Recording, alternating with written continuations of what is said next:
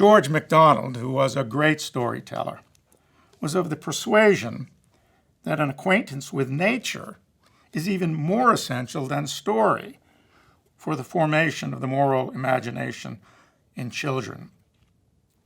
And really, it would be remiss for me not to engage MacDonald on this, because I think he has a very important point. The conclusion that I come to after having read MacDonald and others on this is that every school should have a garden. Every school should have a garden. MacDonald urged that we encourage children to observe vital phenomena. I'm quoting him here. To put things together, to speculate from what they see to what they do not see. The sort of attentiveness to nature that MacDonald recommends runs much deeper than the observation and experimentation that natural science requires.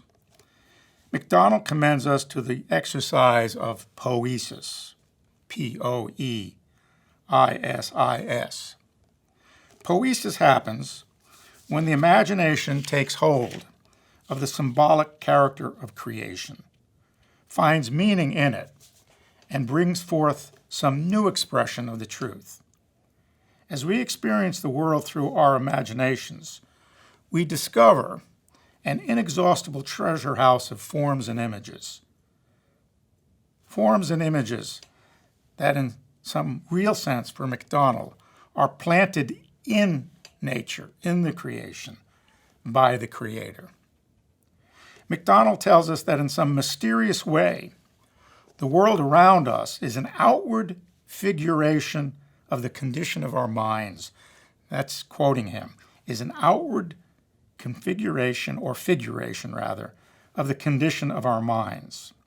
His son, Greville MacDonald, explains that his father once explained to him how these images and forms are never mere algebraic symbols.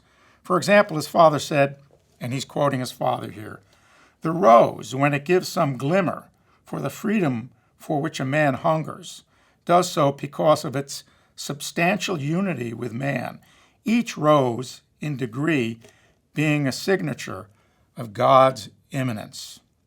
And when we put into words this experience of the external world with its forms and images, and relate that experience to our inner self, our very humanity in all its depths and complexity of meaning is unveiled.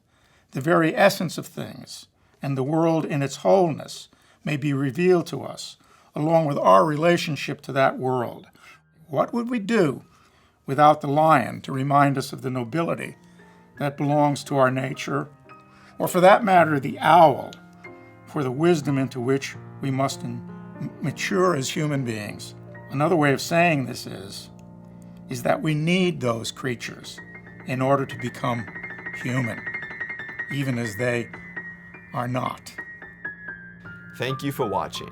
We hope you are enjoying these clips and invite you to watch the full courses at classicalu.com, where you will find content designed for anyone seeking to understand the classical tradition of education and how to teach with excellence.